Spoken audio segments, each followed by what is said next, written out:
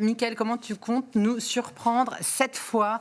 Parce que tu nous surprends à chaque fois. C'est toujours une mission de vous surprendre et là aujourd'hui du coup la chemise est pas Qui est très jolie. Là c'est vrai qu'on est dans un plateau, dehors il fait très beau, du coup c'est printanier, je me suis dit allez je vais me faire vanner, je donne un peu de matière et peut-être que la matière que je vais développer va peut-être donner des idées à Tristan pour faire peut-être des sketchs sur des métiers oubliés parce que c'est vrai que c'est un peu compliqué de vous étonner vu le monde qui passe sur le plateau de TBO comme aujourd'hui et je suis allé fouiller un petit peu dans les fonds du musée de la carte postale qui compte, je vous rappelle, 120 000 cartes postales.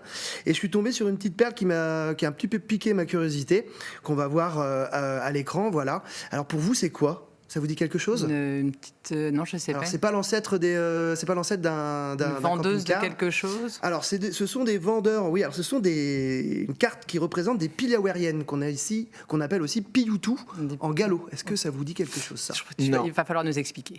Alors des piliawariennes. Alors vous connaissez sûrement le mot piyou qui est arrivé un petit peu dans le langage commun en Bretagne. Sûr. Donc en piyou, j'ai une veste en piyou, c'est-à-dire qu'elle est chiffon, elle est un peu déchirée.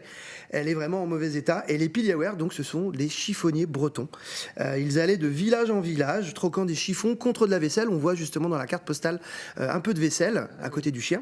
Ces chiffons servaient ensuite pour fabriquer du papier, une activité qui aujourd'hui évidemment a disparu, mais on pourrait dire quelque part que les Bretons ont toujours été des as du recyclage, quoi. Ah, tu vas nous parler de recyclage alors aujourd'hui ? Non, pas tout à fait. En fait, je me suis amusé à chercher des cartes postales qui représentent des métiers oubliés.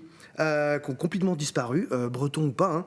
Et croyez-moi, il y en a, car les cartes du 20e, pour rappel, ce sont des instantanés de la vie quotidienne.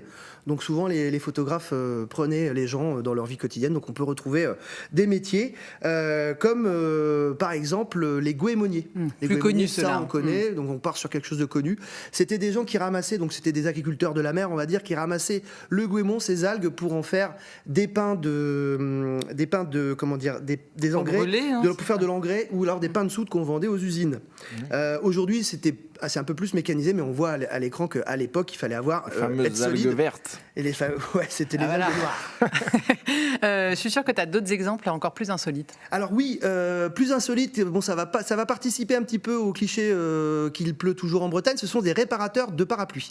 Donc c'était un métier en vogue, là c'est à Lagacilly. Alors peut-être qu'il pleuvait plus à Lagacilly évidemment, qu'ailleurs. Il pleut beaucoup plus on est à Brest, dans l'Est. On est bien placé pour en parler des parapluies. Il y a également des rémouleurs. Alors les rémouleurs, ça c'est quelque chose de connu. C'était donc des artisans qui allaient aiguiser tout ce qui était lame tranchante, donc couteau, ciseaux, faux, et ils faisaient tourner leurs roues à la force de leurs pieds. Ils étaient très présents sur les marchés. Aujourd'hui, on en croise beaucoup moins, même si apparemment, ma collègue Catel m'a dit qu'il y en avait encore à Pontivy, au marché. Donc rendez-vous à Pontivy si vous... Vérifiez. Voilà, si vos couteaux ne coupent pas. Allez, encore plus insolite. Alors encore plus insolite, les crieurs de nuit.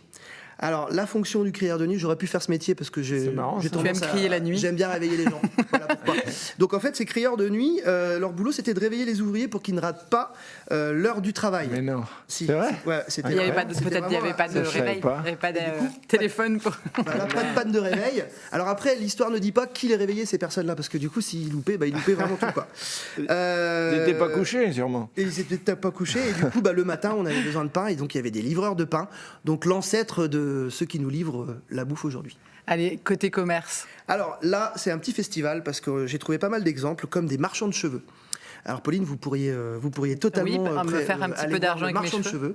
Le marchand de cheveux, en fait, souvent on coupait les cheveux des jeunes femmes et les changeait contre des morceaux de tissu, du coton ou encore de la soie. Là, on voit plusieurs exemples. Donc les femmes venaient se faire couper les cheveux. Et ces cheveux servaient bien souvent aux perruquiers à Paris. Alors aujourd'hui, on récolte encore les cheveux, mais c'est plus à but humanitaire ou alors même pour faire des perruques pour les personnes qui sont atteintes de cancer. Finalement, le cacher sous leur coiffe, leurs cheveux. Et cheveux. alors du coup, leur argument à ces marchands, c'était de dire, vu que vous avez une coiffe, vous n'avez pas besoin de cheveux longs, on va couper tout ça. Et clac, c'est comme ça qu'ils récoltaient des cheveux. Et je voulais finir par un métier que j'aime beaucoup, qu'on voit à l'image, c'est la vendeuse de complaintes. Alors les complaintes, vous savez, c'est des chansons traditionnelles, alors les complaintes ou les guerziou. Et donc la personne, donc la vieille dame là, allait sur les marchés, chantait et après vendait ces complaintes-là sur feuilles volantes. Souvent, ces histoires, c'était souvent tragique, on va pas se leurrer, ça raconte toujours des tragédies. Et c'était un vrai moyen de transmettre des histoires, un petit peu comme le font les cartes postales à leur manière. Vous avez Fréhel aussi, qui était une chansonnière un peu. Oui, c'est vrai. Et là, vraiment, c'est des chansons traditionnelles où ça participe un petit peu au patrimoine immatériel. Okay. C'est comme ça que les chansons étaient transmises de génération en génération. Et tout ça, vous pouvez le voir donc au musée de la carte postale. Et c'est où alors ce musée?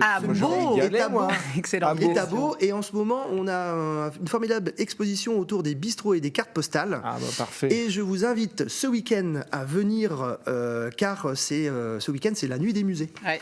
Et la nuit des musées, c'est gratuit. L'ouverture du musée de 18h à 23h, donc faire un nocturne au musée, c'est super sympa.